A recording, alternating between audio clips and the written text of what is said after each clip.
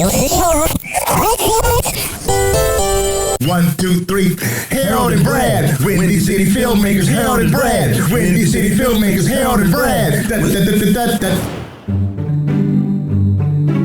You're listening to the Harold and Brad Windy City Filmmakers podcast. Bonus footage. Me and Lupe looked at each other like, did Flavor Flav just say he was on crack then? It was hilarious. But I was on Flavor Flav. So anyway, Atlantic didn't want to do the video. So then Kill Them leaked it to radio. That's how it got out there. So now they're chasing the record. The record was, oh my God, it's out there. It's blowing up. This song we really had no faith in is going out. So we need to do the video. So Kill was like, I want my guy to do it. And they were like, well, we can't really, we don't know his real, blah, blah, blah, blah. And let's get Hype Williams. So I think Hype had put a proposal together, and I think the video was going to cost them like $200,000. Right. Lupe and First and 15th were very tight on their budget because they funded their whole project themselves. They didn't take any label money. And they were like, it didn't cost us this much to do the album. Why would we do that? We got a guy that we confident in. I'm tied to the skating community here, and so Atlantic was like, well, if you're doing it, we're not gonna pay for it. So they were like, fine. So Lupe, they had a Reebok deal, he had a Reebok shoe deal at the time, and he was like, look, I'm still waiting on this check for Reebok, but we need to get the deal. I'm like, let's do it. Boom. So that's who you are. Get out there and get it done. Yeah, we got it done, so we needed a lead skater. I needed somebody urban. Right. So there was this skater. He was a sponsored skater who had did some time in jail. He grew up, he was from Humboldt Park. And, when you in Humboldt Park, like, when you're in the hood and, people see people doing something they normally do, you get picked on. But, he wasn't no punk, so he ended up doing a little time, whatever. So he had gotten out. And I was like, I got the perfect skater, but, perfect guy, but I'm going to let you know he's got a record and blah, blah, blah. I sent pics. I was like, Lou was like, is he good? I'm like, he's dope. So brother named Kiko. And so we got him and we shot. And so now this was the other thing about Kick Push. It was the middle of winter. Right. When we shot that. Yeah. So every morning we would wake up, check the weather, and be like, okay, we got a little bit of sun, so we're trying to get all the skaters and grab them, shoot maybe 10 minutes, then the snow coming down or the rain, and we did that. We literally shot about 10 days for that. No doubt, yeah. Wow. Yeah, so we finally did it, and so this whole story gets interesting. So we shot it, and I get a call from, I forget the guy's name, but he was their Atlantic rep. He was like, okay, I need you, matter of fact, this is right before we shot. He's like, I need you to meet me at this hotel by O'Hare. Okay, cool. So I go to meet him, whatever. So he's got a duffel bag with him. So he's like, okay, cool. So I see that you're doing the video. We got some ideas. So he hands me a card. He's like, this guy, he's got a Bentley coupe. So yeah, he'll bring the car out. Now this has nothing to do with Kick Push, right? He'll bring the car out. You'll have a Bentley, blah blah blah blah. So then he's like, he pulls out these girls' boy shorts that has Lupe Fiasco is here across the butt. Right. And he hands me a card of a choreographer with some dancers. Like, yeah, and here, this, got Lupe on the butt, get that shot. And then, what was the other thing? It was crazy. None of this stuff had anything. I'm like, do y'all even listen to the song? Right. And he was like, oh yeah. And can you do a shot with Kiko, like, riding through the hood and maybe he's skating past, like, gun shell casings on the side? Oh, man, yeah. So I was fuming because, like, I thought I had creative control. So when I left, I called Chill. I was like, yeah, such and such is happening. He's like, I didn't even know he was in town. So he said, just nod your head yes to all of it and do none of it. Right. I was like, okay. So we did Kick Push. And so back in the day, you had to send preview copies to like BET and all these other labels. So Lupe knew most of his fans were on MTV2 and not BET. So they were gonna premiere it on MTV2. BET airs this DVD rough copy. They let them know an hour before 106 in Park that they finna premiere the video. They weren't supposed to. Right. And then they're not playing it from the proper format. So I'm pissed. I'm like, that it's supposed to be a digibeta. They got a DVD that they finna compress and put out there. So not only did they do that, I forgot who the female host was. She just didn't have a clue. Because at the end of the video, she's looking like, she had this stern look on her face like, what did I just watch? Right. No guns, no gangs, no misogyny. Yeah. And Lupe's fans have always been internet savvy. Yeah. Man, they blasted her so bad. It was crazy. I don't think she was on the air a month after. Right. But yeah, they were like, y'all don't know what hip hop is or whatever. So it was crazy. You know, it was a big to do. But it ended up being nominated for BET's first hip hop award. No doubt. And we were up against videos that had $1 million budget. It was crazy. You know, we lost, but the fact that, you know, we were even nominated was a great thing. Oh, we that's was also nominated for a Grammy. And so we went on to do a bunch of projects for Lou off of the Food Liquor album. And so that was the story of that one. That's dope. You know what's tripped out? Like, you know, it's funny. I guess may not be funny how the industry could be so reactive. You know, like nobody's gonna want to hear Lupe Fiasco because they hadn't heard Lupe Fiasco, and then Lupe Fiasco blows up, and now everybody's chasing, you know, the next Lupe Fiasco or the same thing. Nobody wanted you on board. Then they see your skill set. It's just funny how reactionary the industry can be, or the industry is. Just you know, it's tripped out. Yeah. And what the crazier part was, all these people with all these retarded suggestions were black people. These were not white execs. These are black people. I'm just like, wow. You know. So it reminds me of the BET satire episode of the Boondocks. You know, that's really kind of what it was like. You know what? It's tripped out. Like we were, like I said, we were talking to Kenny and Carl a while back, and I brought up, I'm blank on the name of the film, Jordan Peele and his, not Get Out? Yeah, it was the film about the cat. They did a movie about a cat, and they were trying to get the cat back. Yeah. Right, and I remember that Russell Simmons did an interview, and he said, well, I don't know anybody in the hood who's going to see that movie. And it was almost like, well, the movie's not black enough. And I was like, well, you know, black people see a variety of films and can be in a variety of situations besides just the hood. Not that there's anything wrong with a hood movie, but I thought it was hilarious to see their take on what was going on. Right. I mean, it's like the way Wu-Tang was inspired by the old martial art film. Oh, no doubt. You know, how you gonna limit them and how that shaped the Wu-Tang Clan. You know what I mean? Right. So it's like, how do you go just limit what we capable of? Octavia Butler, one of the most profound science fiction authors of our time, who don't get her date, don't really get her credit in full. You know, black woman, Midwest. It's just like, come on now. Man, you know, look at what we've created. It's because we've got this limited view of ourselves that this country has imposed on us. No doubt. Where we don't know nothing before, you know, pre-slavery part. Right. You know, it's like, y'all were slaves, y'all free. It's like, no. Look at Mansa Musa. Look at what we've created. Like, America is a blip in terms of length of a country, of world power being in existence. No question. You know. And so let's jump into what you've created, formulated with the whole Paradigm Gray Saga, the organization of bringing together the filmmakers and the sci-fi horror aspect and stories. Dive right off into creative. So Paradigm Gray came out of a lot of the frustration. So as a filmmaker, it's like you're not always making movies. We got corporate clients. We're doing industrial videos. We're doing music videos, training videos, all kinds of things we do as Impakt Studio, and we take pride in that. A lot of times we're restricted by the lack of vision of clients sometimes. You know, sometimes you can persuade them to do something more creative, but a lot of times they just want to emulate something they've already done.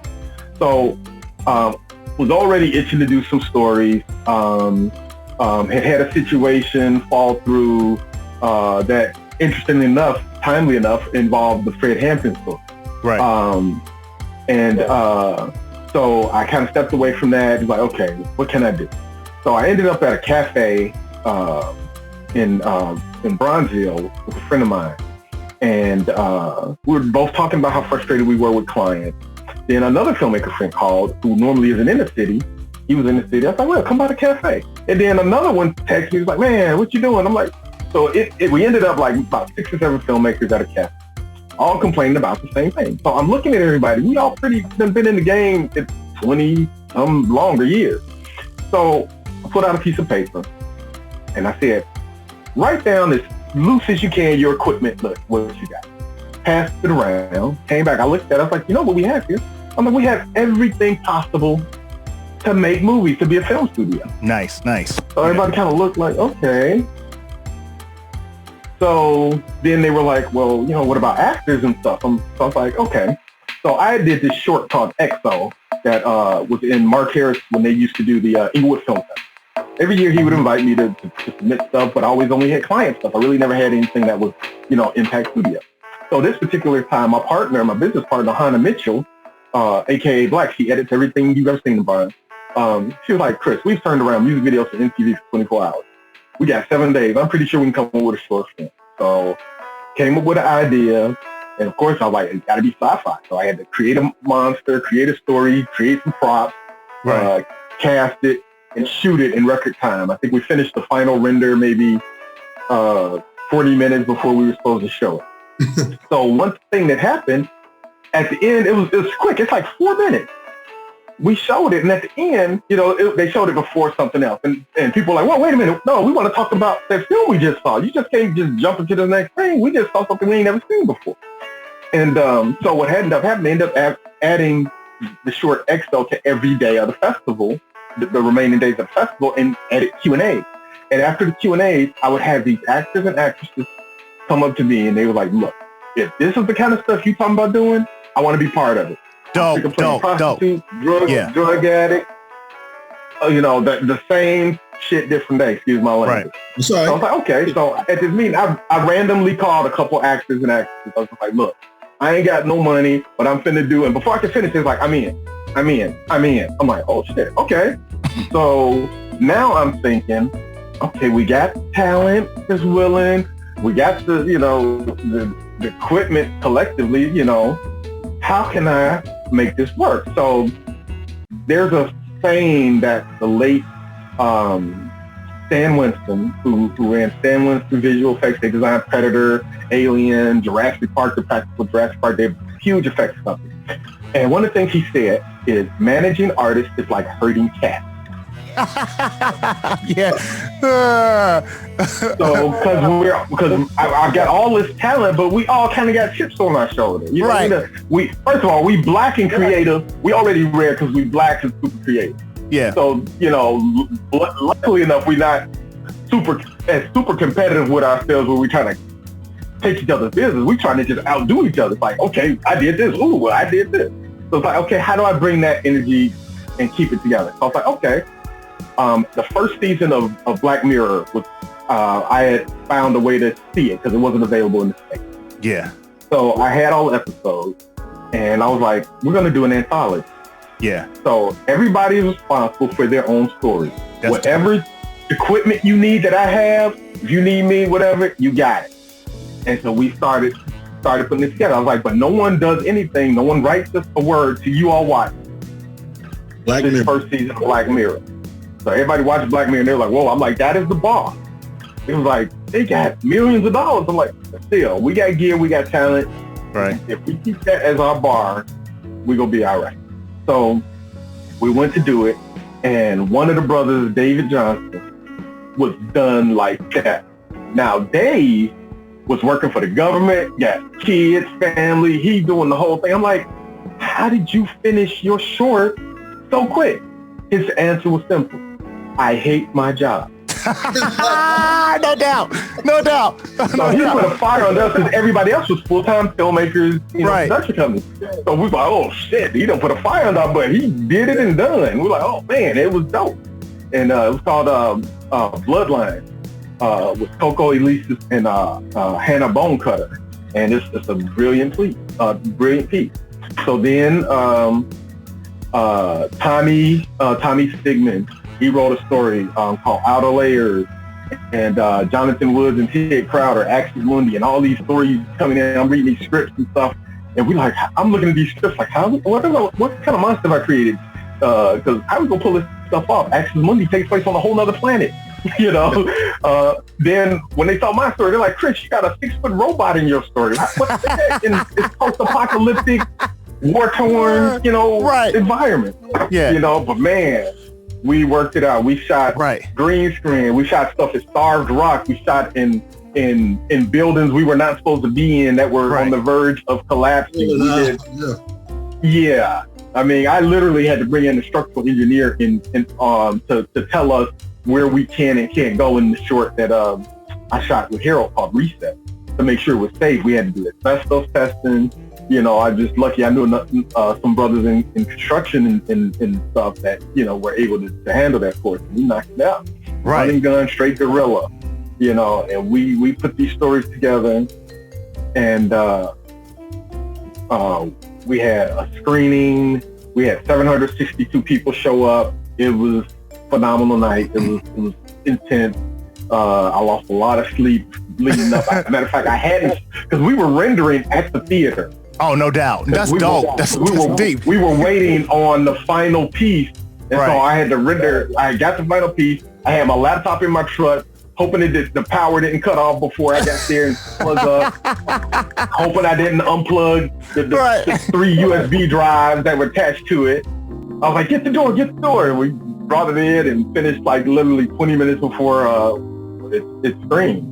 And people loved it. It was amazing to see that many people like, we want to see stories like this. And we were before Get Out, before Black Panther, so it was interesting because like I remember trying to get money for other sci-fi projects that I had, and people didn't, the investors didn't get it because there was no press.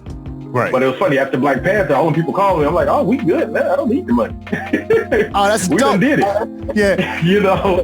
So yeah, it was interesting. But Paradigm Gray, more importantly, we see it as a launching pad because it's an anthology. We can do whatever we want. And so we can also use it as a test bed for other ideas. So like the world that Jonathan and Ted's film Axis Mundi takes place in, they've got more stories that take place in that world. The story that Harold is in, Reset, I have a whole backstory on how this character even gets to this part that, we could do with a real budget. So we want to use this as a launch pad. Like, okay, if people really like this idea, boom, okay, let's shift our resources and expand that world. So it's almost like the Marvel Cinematic Universe. They're not necessarily connected, but they all come under the banner of Paradigm Gray. So we just recently secured distribution. So it should be available in the next month or so. So I'm excited about that. So it'll be on a variety of platforms. And I held my guns because it took us a long time to get a distributor to give us what we wanted. It's not the most financially lucrative, but we have all our rights. To me, that was more important. And not only that, they want to help us fund more volume of Paradigm Gray. So it's a really nice relationship. Because some of the first meetings I had, because like I had gotten the cover of the Tribune, not the art section, the actual cover. People like, whoa, okay. Matter of fact, Kenny and Carl, or I think Carl, they called me because, when you're in LA, you can get newspapers from all around the world. So the newsstands, he's like, dude, I just saw you on the paper. I'm here in LA. I see you on the paper, on the front of the paper. I'm like, oh, okay, cool. And so people were calling, but one of the first things that people that wanted to buy the film, they were like, okay, we want to buy the film, but we're not going to put that one out. We're going to redo it with white actors. I'm like, that defeats the purpose. No doubt. Yeah. Or they just want to take all the rights and all. I'm like, you know what? And I was just so blessed with other filmmakers, and we went through some hardships. Like I actually had a break-in in production, and like I literally lost computers, hard drives. I ended up having to pay back clients tens of thousands of dollars. Oh man! Of projects that couldn't be reshot. And that was a big setback. We thought we had lost Tommy's footage for his film Outer Layers, and we thought we were going to reshoot. One of the actors had relocated to LA. I'm like, oh man, how are we going to do this? And a client of mine, I forgot I had loaned her a hard drive to put some files on, and she called me up one day. She's like, oh, I got one of your drives. And so I was like, what's on it? And she started naming stuff, and she said the title of Tommy's movie. I was like, oh my God, I'll be there to pick that drive up. So luckily I had backed it up, right. you know, in more than one place, you know. But yeah, it was intense, you know. I'm so proud of what we did, and I can't wait for those that haven't seen it, for the world to see it, and I think they're going to be impressed. I mean, we did this movie almost 3-4 years ago now, Harold, and it still stands up to the test of time. And it was funny because, like, I thought after Black Panther, I'm like, okay, we about to see a whole bunch of black sci-fi. No. And I talked to people in acquisitions, right. and they were like, okay, Black Panther made $1 billion. Why are people still submitting these slave dramas to it? Mm-hmm. You know, they couldn't understand that. It's like we would think that we were going to see some more creative stuff after that. But, you know, people stuck on what they stuck on, you know. But yeah, those could be, you know, those are stories that need to be told and things like that.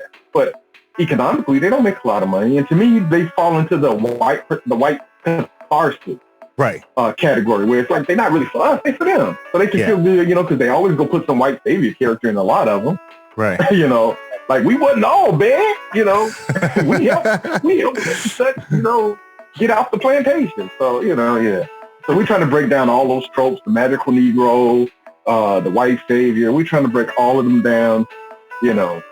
And, you know, people like, you know, you want your foot in the door? No, I don't even want to, that door wasn't even designed for us. We should have built our own lane. Right. You know, that's the way I feel about it. You know, why fight for something they didn't want you there? Why you want to fight to be in it? Right. I can care less about those things. And so now with the democratization of digital platforms, it's, you know, it's really about just focusing your energy, focusing your effort, and doing the work. The gears come down, you got to master the gear. You know, shoot, I got started this business 30 years ago. My cell phone shoots better than what I started with. No question. Right. You know. Right. So it feels great. It feels great to send in an audition with just my cell phone now. It's a new world. Yeah.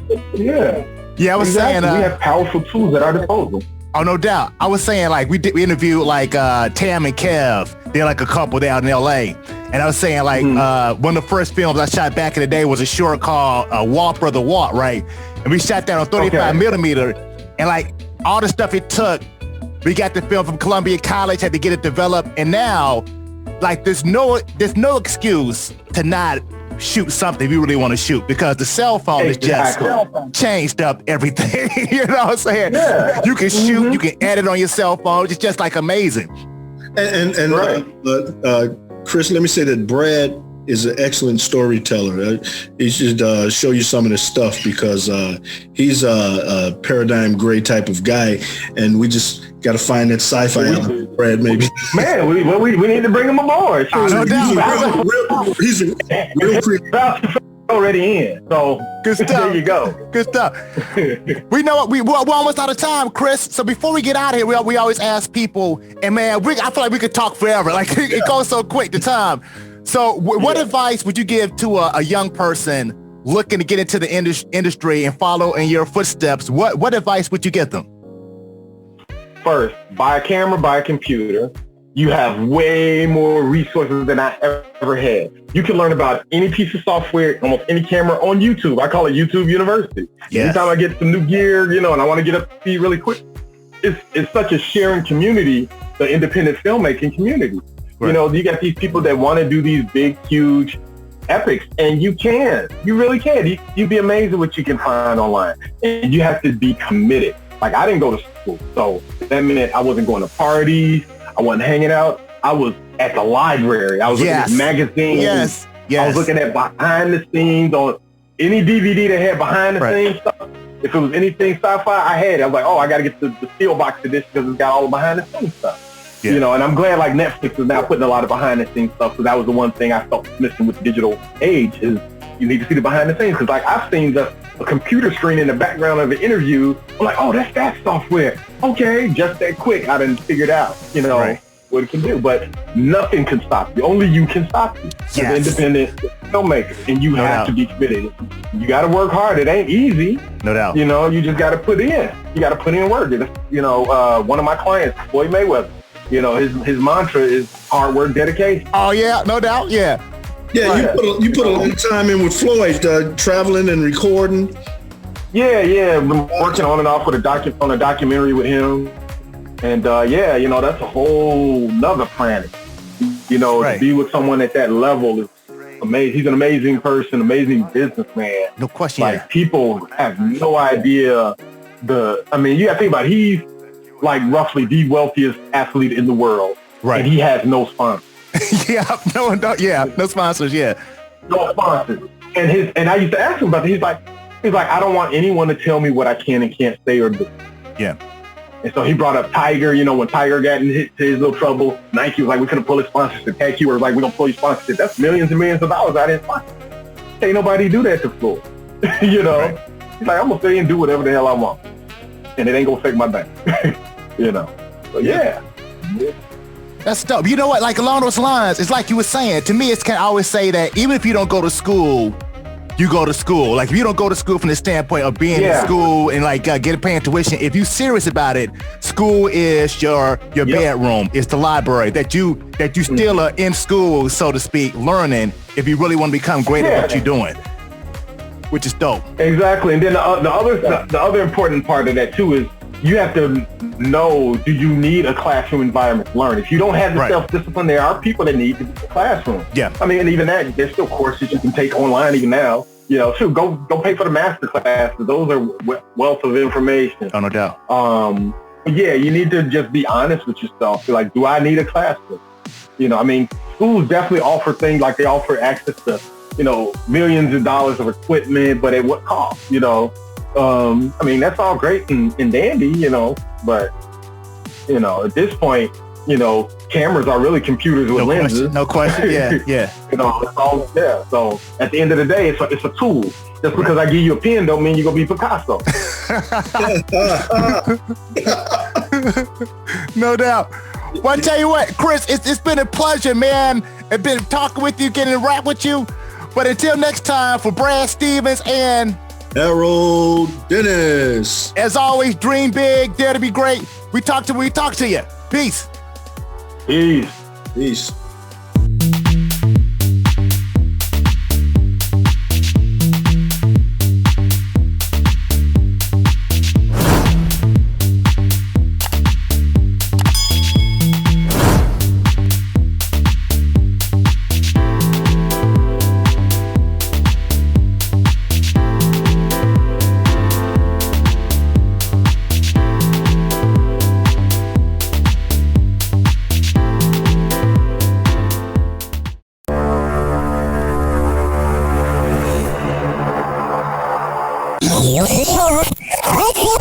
Ooh la la.